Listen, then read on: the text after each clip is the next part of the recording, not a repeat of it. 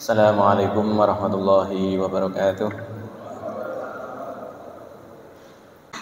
A'udzu billahi minasyaitonir rajim. Bismillahirrahmanirrahim. Alhamdulillahi rabbil alamin. Allahumma shalli ala sayyidina wa maulana Muhammadin wa ala alihi wa sahbihi wa sallim ajma'in. Amma ba'du. Hadirin wal hadirat yang dimuliakan oleh Allah, puji dan syukur mari kita haturkan selalu kepada Allah Subhanahu wa taala atas limpahan rahmatnya. Di pagi hari ini kita bertemu di hari ke-17 bulan Sya'ban, yang kurang lebih 13 hari lagi kita akan berjumpa dengan bulan Ramadan, insyaallah ya. Mudah-mudahan dengan rasa syukur yang kita panjatkan, puji-pujian yang kita haturkan kepada Allah, ini menjadi momentum untuk mempersiapkan kita untuk bertemu dengan bulan Ramadan, bulan yang mulia. Hadirin yang dimuliakan oleh Allah, Rasulullah itu mungkin para khotib atau para penceramah sudah sering menyampaikan ya, di bulan Sya'ban itu kan syahrun yughfalu waqa'a baina Rajabin wa Ramadhana. Bulan Sya'ban itu adalah bulan yang sering dilupakan. Padahal ada beberapa sejarah penting di bulan Sya'ban tersebut. Fa uhibbu an asumahu, kata Rasulullah, maka aku itu senang untuk berpuasa di bulan Sya'ban, memperbanyak puasa di bulan Sya'ban. Kemudian Sayyidah Aisyah menyampaikan bahwa ma ra'aitu Rasulullah, tidaklah aku melihat Rasulullah itu aktsaru shaiman, banyak berpuasa, illa fi Sya'ban, kecuali di bulan Sya'ban. Jadi bulan-bulan yang lain ya ada puasanya Rasulullah, Yaumul Bid atau Senin Kamis atau yang lain-lain. Akan tetapi kalau bulan Sya'ban itu faka'annahu, seolah-olah dia yasumud syahru kullu, seolah-olah hampir berpuasa selama 1 bulan penuh.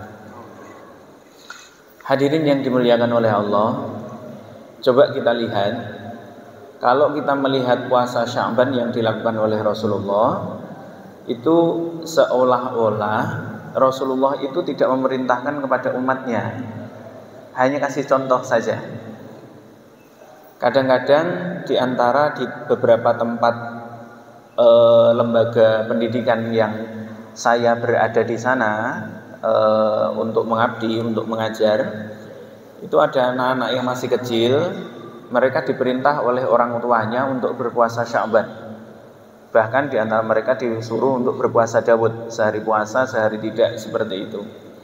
Efek sampingnya anak-anak tidak bisa belajar dengan baik karena kondisinya lemah, lapar.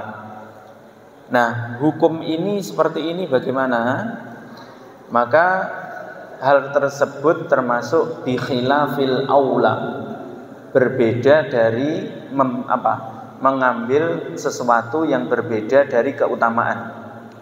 Utamanya orang dalam ibadah itu adalah wazifahnya.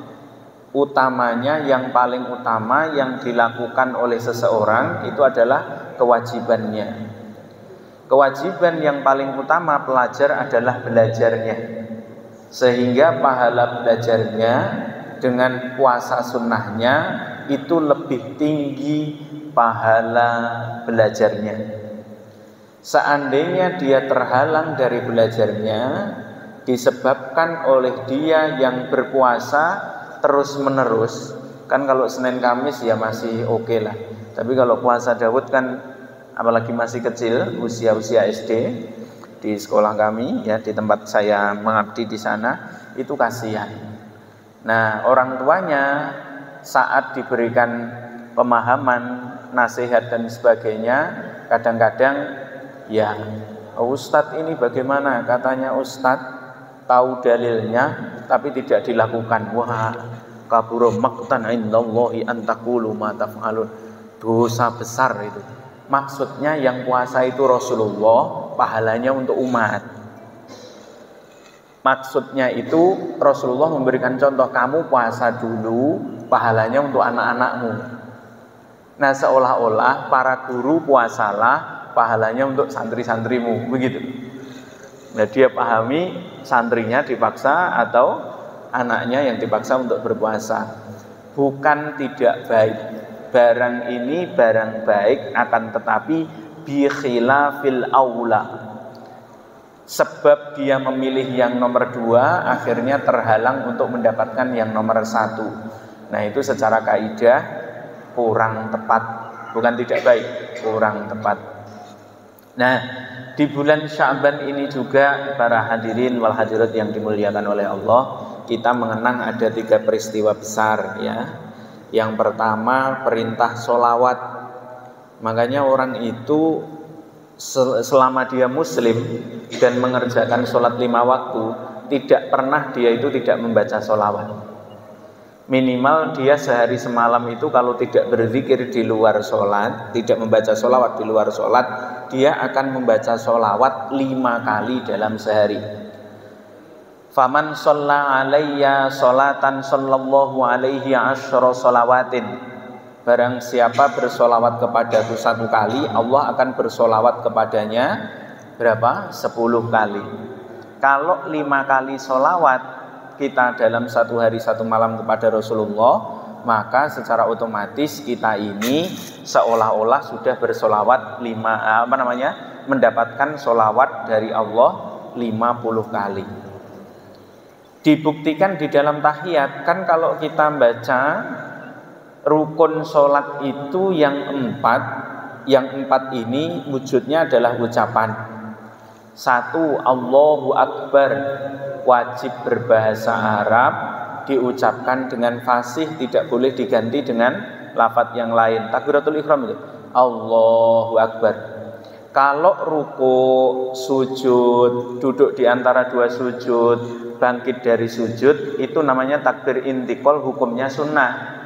Kalau seumpamanya Ustadz Muhammadun tidak bilang, langsung aja gerak begitu, tidak bilang Allahu Akbar, ya sholatnya tetap sah-sah saja. Ya, tapi ya kontroversi ya. Sesekali ya agak aneh sholatnya. Itu namanya takbir intiqal. Takbir intiqal itu sunnah, tapi takbiratul ihram itu wajib. Yang kedua, membaca Fatihah. La sholata liman lam yaqra bi Fatihatil kitab. Tidak sah sholatnya orang yang tidak baca Fatihah. Makanya kaifiyatu qiraatil Fatihah diantaranya ada 3. 1, bitasmi'i qiraatil imam, yang paling utama mendengar bacaannya imam sampai sempurna. Tsumma yaqra'u ba'da qiraatihi, membaca Fatihah setelah sempurnanya imam membaca Fatihah. Jadi setelah Ustadz Muhammadun waladhdallin amin, terus kemudian ada jeda sejenak, saat setelah amin jamaah atau makmum dalam madhab Syafi'iyah mereka membaca Fatihah. Makanya kalau ada makmum habis dengar amin terus baca Bismillahirrahmanirrahim, Alhamdulillahirabbil alamin bil ikhtisarnya. Nah, itu wajah yang pertama. Wajah yang kedua, bitasmi'i qiraatil imam, dengan mendengarkan bacaannya imam secara seksama. Nah, kalau sudah didengar secara utuh, kalaupun dia tidak membaca setelah amin, sholatnya sah. Berdasarkan faidza quri'al Qur'an fastami'u lahu wa ansitu la'allakum turhamun. Nah, nanti biar enak, kan kita mau tarawih gitu. Nanti siapa tahu tarawih terus kemudian setelah bacaan Fatihah itu pendek waktunya, kita mendengarkan imamnya saja membaca Fatihah dengan seksama, ya itu sudah sah. Atau wajah yang nomor 3, mubasyaratan bi qiraatil imam, bebarengan dengan bacaannya imam. Ustadz Muhammadun Bismillahirrahmanirrahim, kita sambil berkomat kamit mengikutinya, Bismillahirrahmanirrahim. Yang nomor 3 ini juga ada keutamaannya, fi tahsini qiraatil Fatihah.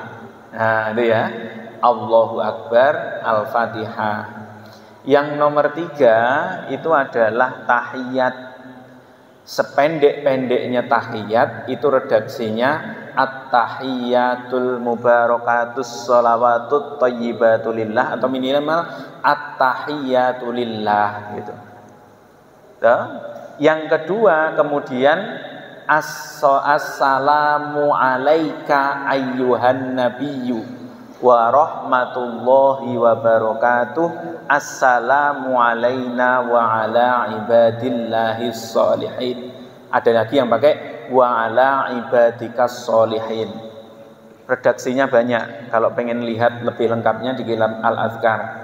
Terus nomor 3 dalam susunan tahiyat itu tadi syahadat asyhadu an la ilaha illallah wa asyhadu anna muhammadar rasulullah. Yang terakhir Allahumma sholli ala Muhammad. Sependek-pendeknya tahiyat itu seperti itu. Nah, disepakati oleh ulama seandainya dalam Fatihah ini 4 susunan ini tidak sempurna, atau harokatnya saja tidak sempurna, atau tasdidnya saja kurang sempurna, maka rukun sholatnya tidak sempurna secara otomatis, seolah-olah sholatnya tidak absah. Pelan-pelan ya, pokoknya ya kan biasanya kita kan ngajinya tasawuf terus, ya diingatkan juga fikihnya. Nanti keenaan ngaji tasawuf, tidak ngaji fikih kan bahaya. Nah, ini pelan-pelan. Ustadz saya lahan itu lisannya tidak sempurna. Nah kalau tidak sempurna kan ada dispensasi, aman, ada rukhsahnya, ya aman. Nah, kita lanjut terus. Nah hadirin yang dimuliakan oleh Allah, yang terakhir itu yang rukun keempat dalam ucapan kita adalah salam. Assalamualaikum warahmatullah. Itu wajib berbahasa Arab, wajib fasih. Kalau belum mampu ya tidak apa-apa. Tapi kalau mampu fasih, terus kemudian at-tahawun bis sholah, sengaja meremehkan sholat, ya berarti masalah itu. Ya gitu. Jadi perintah sholat itu menjadi momen yang sangat istimewa pada bulan Sya'ban di tahun 2 Hijriyah. Saat itu Rasulullah usianya 55 tahun. Jadi karena di dalam sholat kan dalam tahiyat ada sholawat. Semalas-malasnya umat Islam dia akan bersolawat kepada nabinya 5 kali dalam sehari. Di mana 5 kali itu oleh Allah dibalas 50 kali. Enak enggak jadi umatnya Nabi Muhammad? Enak enggak? Enak sekali. Ya, nomor 2 masalah pindahnya kiblat itu juga terjadi di bulan Sya'ban. Qad nara taqalluba wajhika fis sama. Ini mungkin sudah ada yang menyinggung, khotib-khotib atau penceramah sudah menyinggung belum selama bulan Sya'ban? Ya enggak apa-apa kalau sudah ada yang menyinggung, kita ingat sedikit.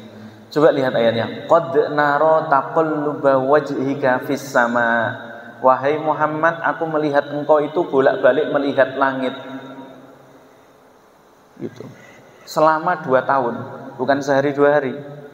Gara-gara orang Yahudi bikin gara-gara. Muhammad, katanya engkau itu nabi yang paling paripurna. Engkau itu adalah nabi yang membawa syariat yang menyempurnakan syariat yang lain. Masa kiblat aja numpang. Nah, ya memang begitu redaksinya. Masa kiblatmu ikut-ikutan dengan kami para pendahulumu, seolah-olah agamamu bagaimana? Kamu itu membawa agama kok tidak ikut-ikutan kiblat. Ini kalau memang ikut-ikutan itu ya jangan setengah-setengah lah, semuanya ya sekalian mengikuti cara kami. Bayangkan itu Nabi Muhammad sampai dibegitukan. Qad nara taqalluba wajhika fis sama. Falan walliyannaka, setelah 2 tahun, falan walliyannaka, maka sungguh kami palingkan engkau. Falan walliyannaka qiblatan lati tardaha, kepada kiblat yang kau inginkan. Fawalli wajhaka syatral masjidil haram. Maka terjadilah momen sholat 2 kali kiblat, 2 rakaat menghadap ke arah Masjidil Aqsa, terus kemudian berubah ke arah Masjidil Haram. Nah, itu momennya bulan Sya'ban.